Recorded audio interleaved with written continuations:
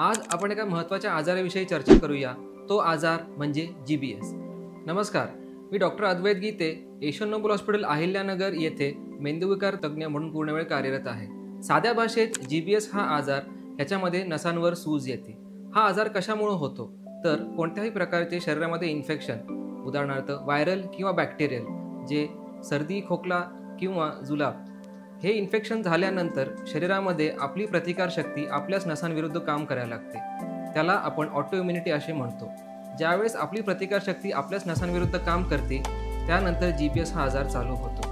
हा आजार कोणत्याही वयोगटात आढळू शकतो, पण जास्त करून ज्यांची प्रतिकारशक्ती कमी आहे त्यांच्यामध्ये हा आजार होऊ शकतो। या आजाराचे प्रमुख लक्षणे काय असतात तर प्रमुख लक्षणे असतात हातापायाला मुंग्या येणे, पायामध्ये वीकनेस येणे, चालायला त्रास होणे, तोल जाणे। त्यानंतर जसा जसा हा आजार वाढत जातो तसं तसं आपल्याला गिळायला त्रास होऊ शकतो, ठसका लागू शकतो व दम लागू शकतो।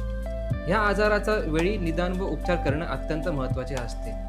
निदानासाठी दोन गोष्टी महत्त्वाच्या असतात टेस्ट। पहिली टेस्ट म्हणजे आपण नर्व कंडक्शन स्टडी म्हणतो आणि दुसरं काही ब्लडचे टेस्ट असतात आणि कधीकधी मणक्यातले पाणी म्हणजे CSF पण काढण्याची गरज पडू शकते।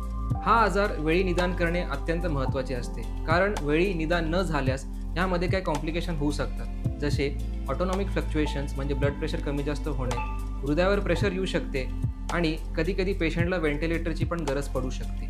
या आजाराच्या उपचारासाठी दोन अवेलेबल ट्रीटमेंट्स असतात। पहिलं असतं IV इम्युनोग्लोबुलिन्स, म्हणजे एक इंजेक्शन सलाईनवाटे द्यावं लागतं, आणि दुसरं असतं प्लाझ्माफेरेसिस, ज्यामध्ये आपण रक्त शुद्ध करतो। या आजाराच्या उपचारासाठी काही दिवस लागू शकतात व सपोर्टिव्ह ट्रीटमेंटमध्ये फिजिओथेरपीची पण गरज पडते। मेंदू व नसांच्या संबंधित अत्याधुनिक निदान व उपचार एशियन नोबल हॉस्पिटल अहिल्यानगर येथे उपलब्ध आहेत, तरी गरजू रुग्णांनी याचा फायदा घ्यावा।